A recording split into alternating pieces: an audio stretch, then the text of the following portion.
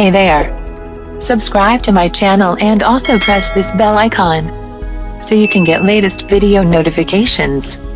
And this is absolutely free.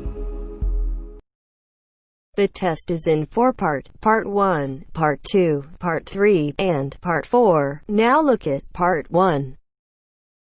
Part 1.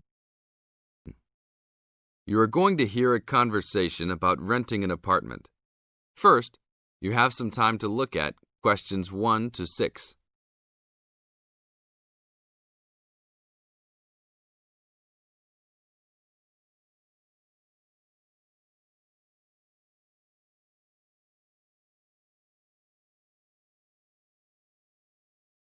Now listen to the tape and answer questions 1 to 6.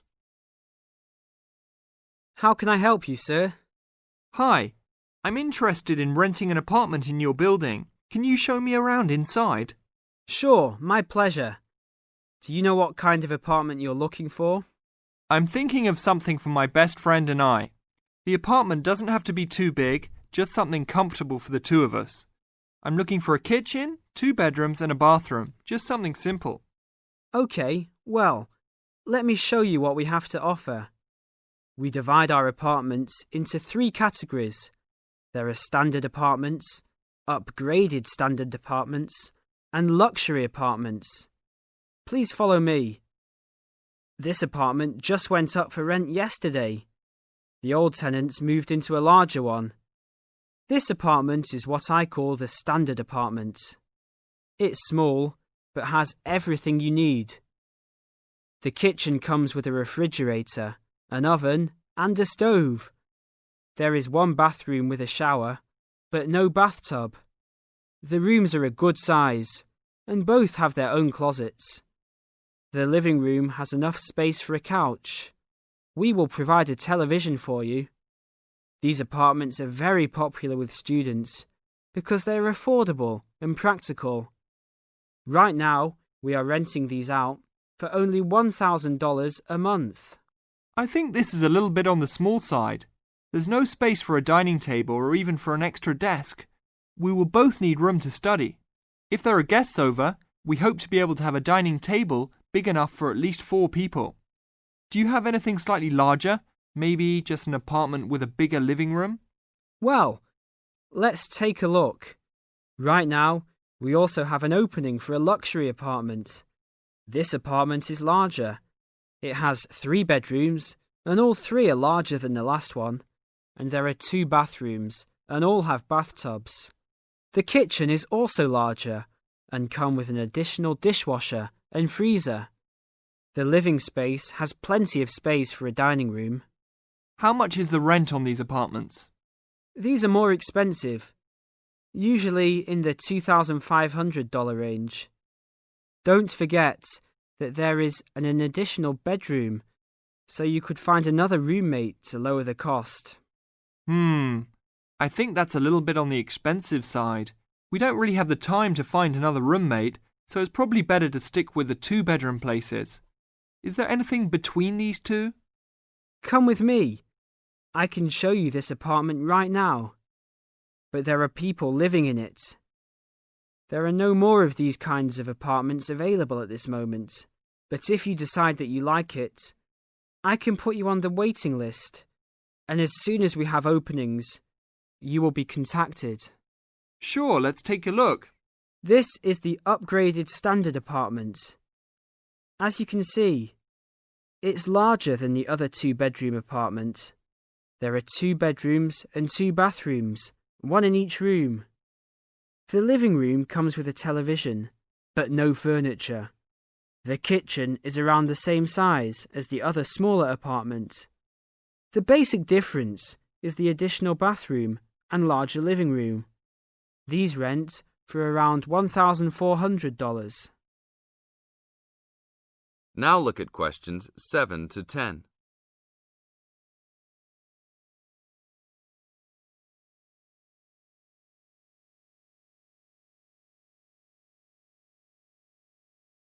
Now listen to the tape and answer questions 7 to 10. Seems like a good deal. Do you know when an apartment like this will be available? That's hard to say. I know these people who live here right now should be graduating soon, so they might be moving out. Well, I guess I'll put my name on the waiting list. Hopefully there'll be an opening as soon as possible. That sounds like a good plan. I will notify you as soon as we have vacancies. You will have to leave us some information and a student identification number. Sure, no problem.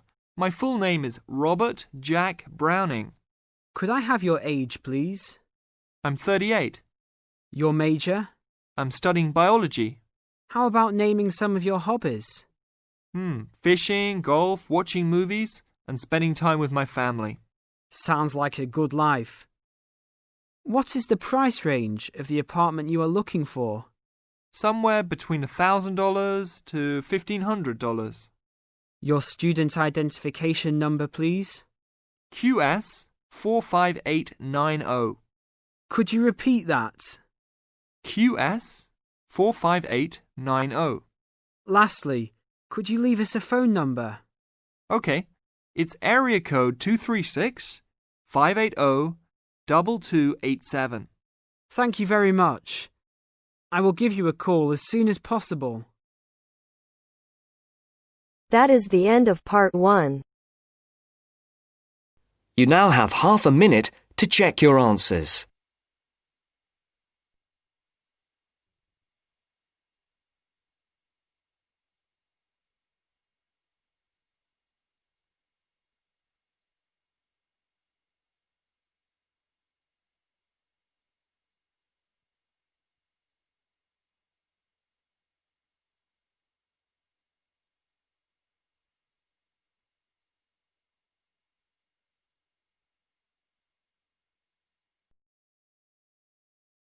Now turns to part 2. Part 2. You will hear a talk about the history of a poetry award. You have 30 seconds to look at questions 11 to 15.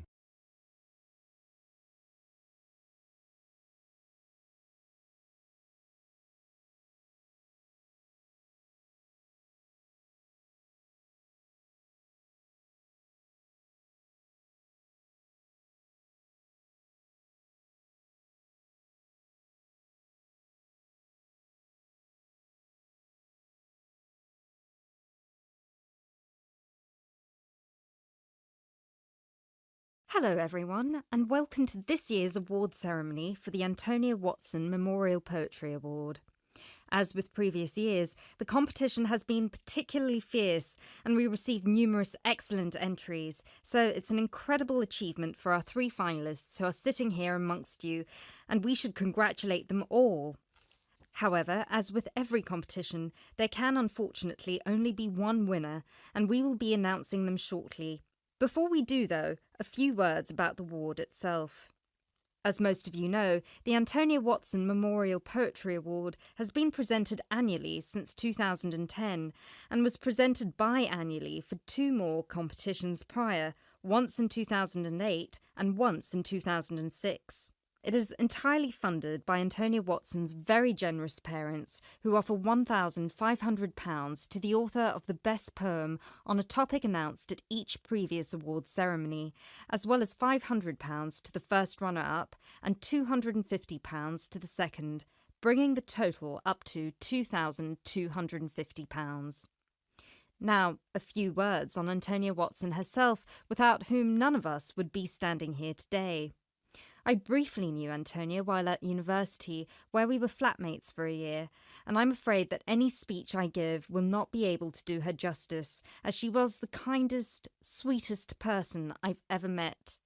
Thankfully, this part of my speech was written with the assistance of one of her siblings, Thomas Watson, who was not only her brother, but also her best friend.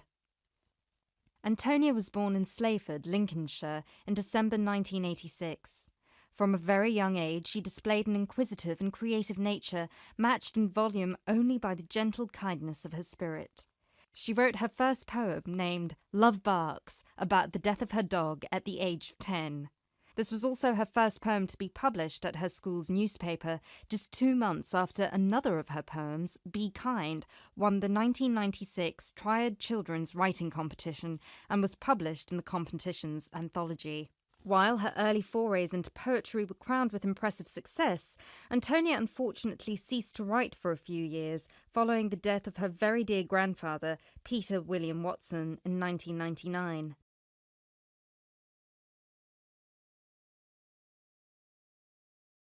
You now have 30 seconds to look at questions 16 to 20.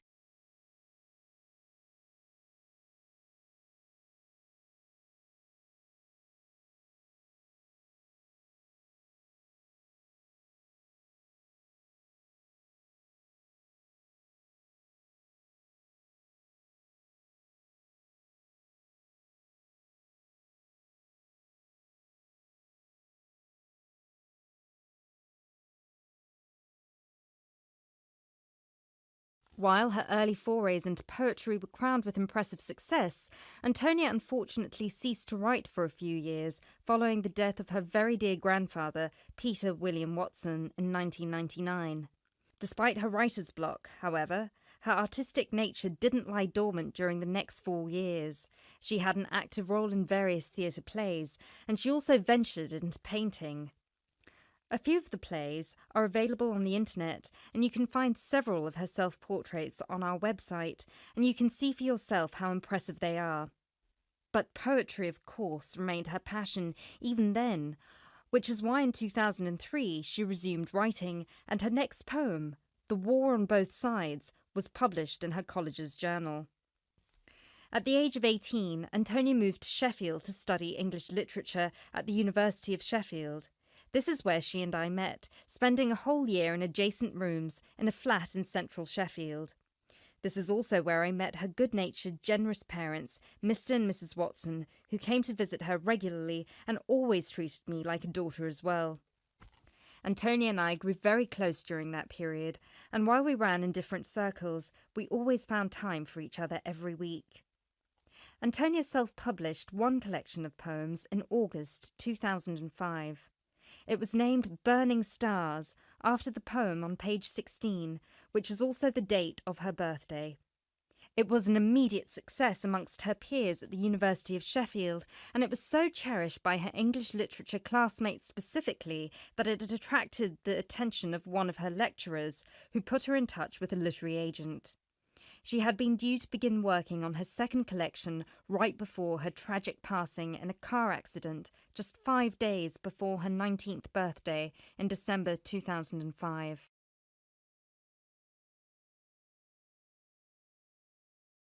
Antonia was always interested in societal shifts and how they affect humanity as well as the environment, and this award was designed to reflect her faith that regardless of what we do, we are all inherently good.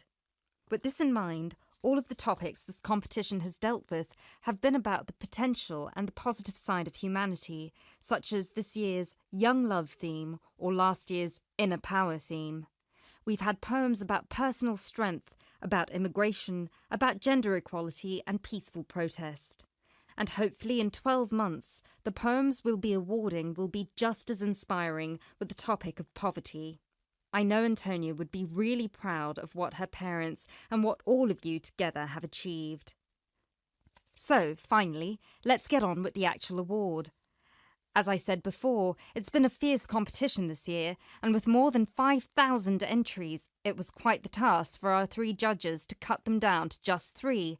But our 3 finalists definitely deserve to be here, and without further ado, I would like to. That is the end of part 2. You now have half a minute to check your answers.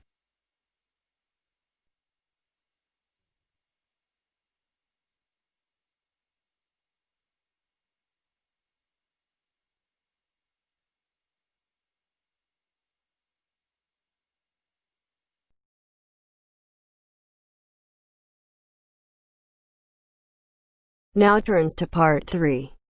Part 3. You will hear part of a radio program about do-it-yourself house painting.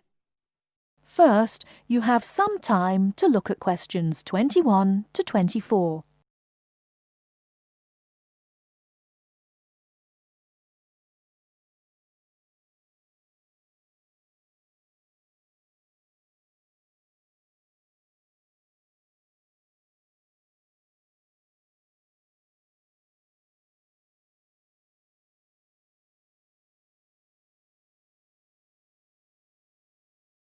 Now, listen carefully and answer questions 21 to 24.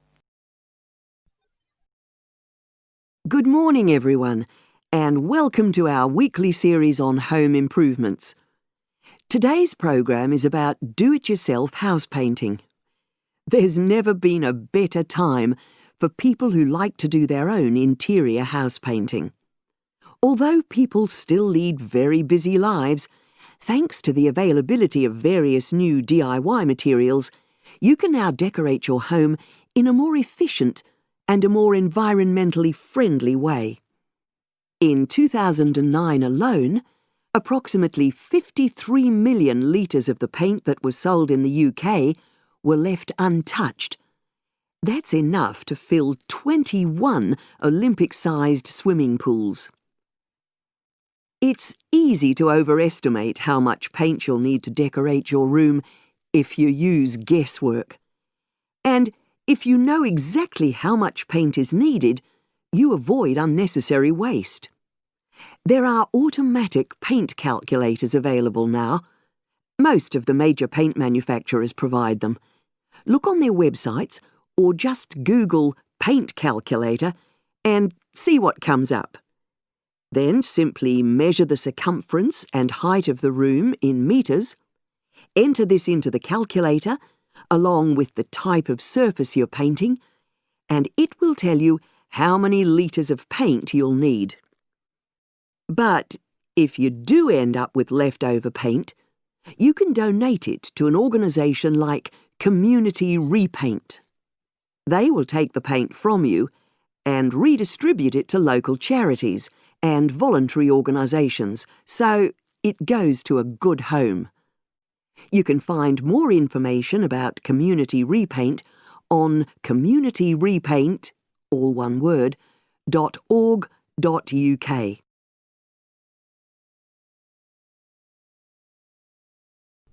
Before you hear the rest of the talk, you have some time to look at questions 25 to 30.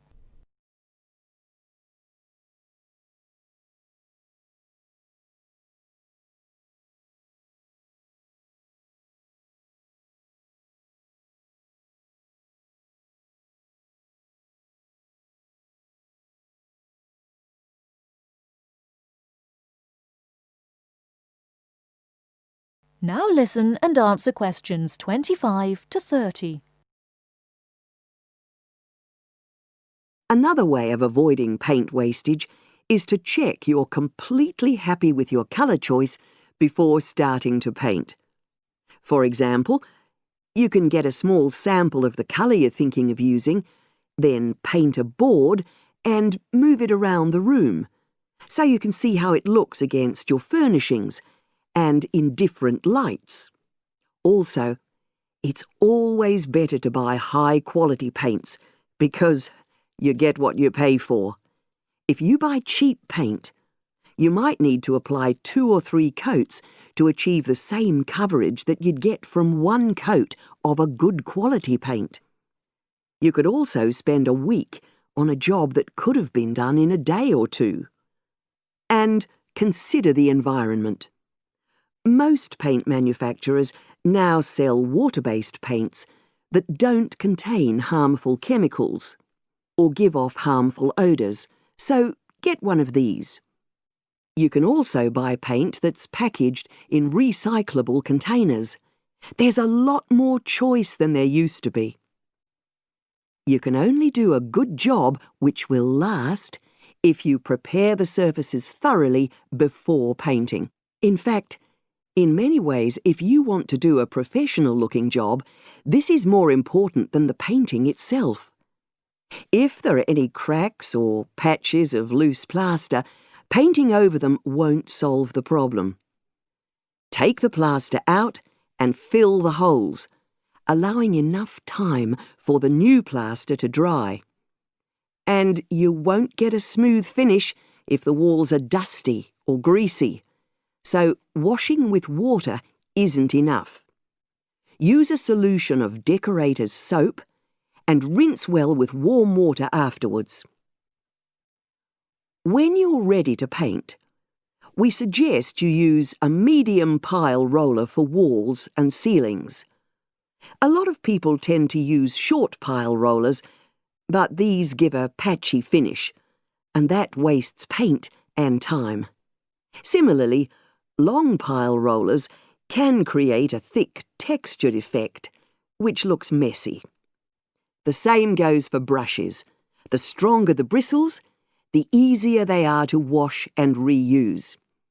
And as you've chosen a water-based paint, clean your brushes with cold water, because it's more energy efficient that way.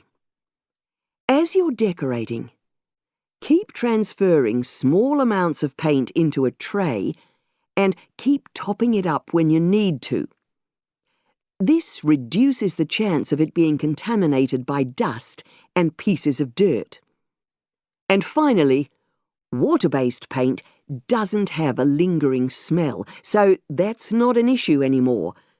But it's airflow rather than heat that helps the paint dry quicker. So, to help finish the job in the quickest time, leave your doors and windows open. The faster the paint is dry, and the job finished, the quicker you can start enjoying your room. In tomorrow's programme, I'll be giving some advice on... That is the end of Section 2. That is the end of Part 3. You now have half a minute to check your answers.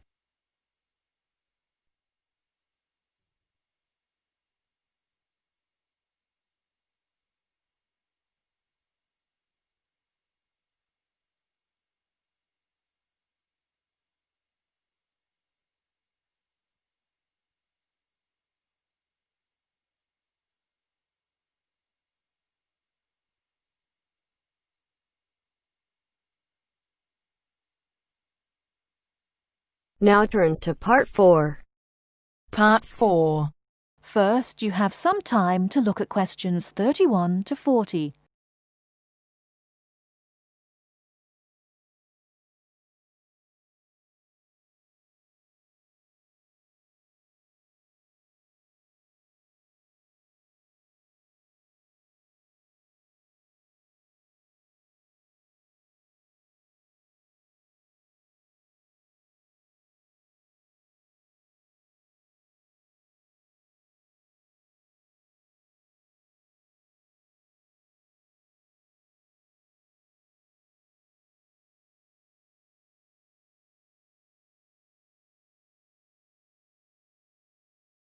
Now, listen carefully and answer questions 31 to 40. In today's lecture on international trade, I'm going to look at the issue of protectionism. I'll start off with a definition of protectionism and then go on to look at the methods countries have used to protect their economy. Following this, I'll look at the advantages and disadvantages of protectionism when compared to free and open trade. So let's define protectionism. Protectionism, at its simplest, is the opposite of free trade. It is the practice of protecting domestic industries from foreign competition by using import duties or quotas. Options available to protect the economy are tariffs, embargoes, subsidies and quotas. Let's examine these in turn with some examples. Tariffs are one form of protectionism.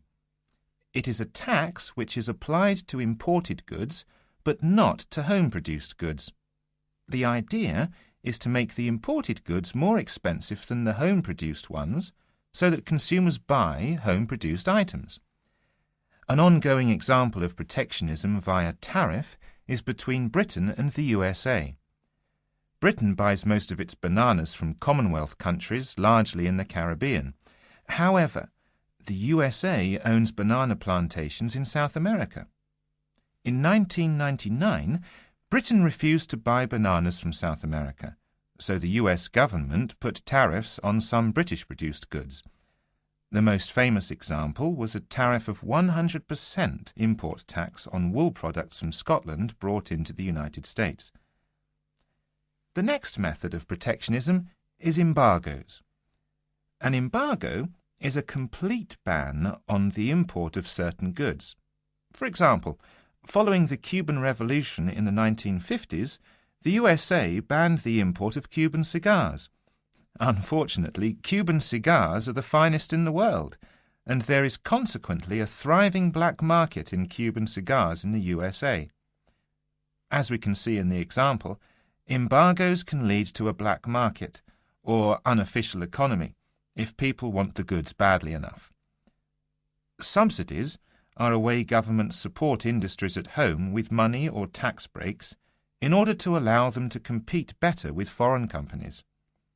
In 1994, the French government provided its national airline with a £2 billion subsidy in order to help it compete with low-cost airlines. However, subsidies can have the effect of making home producers uncompetitive and inefficient. Finally, let's look at quotas. A quota system allows a certain quantity of goods to be imported from other countries. The European Union has had quotas on textiles and clothing for decades to protect its textile industries from developing countries, especially India and China. Understandably, developing countries say that this is unfair and against the principles of free trade. Let's move on now to the arguments for and against protectionism. For trade to flourish between countries, the benefits from trade need to be equally balanced. Where a country feels that it's not getting a fair share of the trade, or that it is somehow disadvantaged, it might employ one or more of the methods of protection. There are at least 4 arguments that may be given for using protectionism. Firstly, to protect employment in the home country. The simple view is that if imports are stopped, then jobs will be saved and even created at home. Secondly, to prevent unfair competition.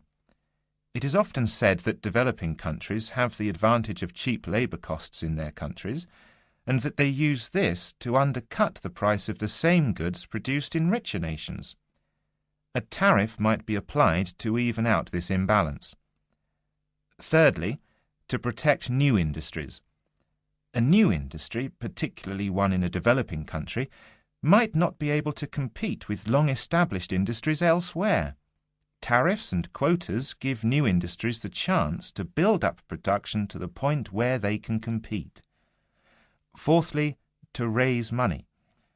Tariffs were once used as a way of raising revenue for the government. In modern countries, they are now seldom used for this purpose, as the damage to trade often outweighs any immediate benefits. Now for the arguments against protectionism, which are perhaps simpler to summarize. Although trade restrictions might help a country for a short period of time, their overall effect is a negative one. Restrictions affect the flow of trade, and the more countries employ restrictions, the less trade can flow. In the long run, no one benefits from trade restriction, because if one country puts restrictions on another country, the other country then puts their own restrictions on the first country. This affects the first country's exports, and as the country finds it difficult to export goods, then unemployment is the result. So, protection tends to help only the protected and can hide inefficient manufacturers. That is the end of part 4. You now have half a minute to check your answers.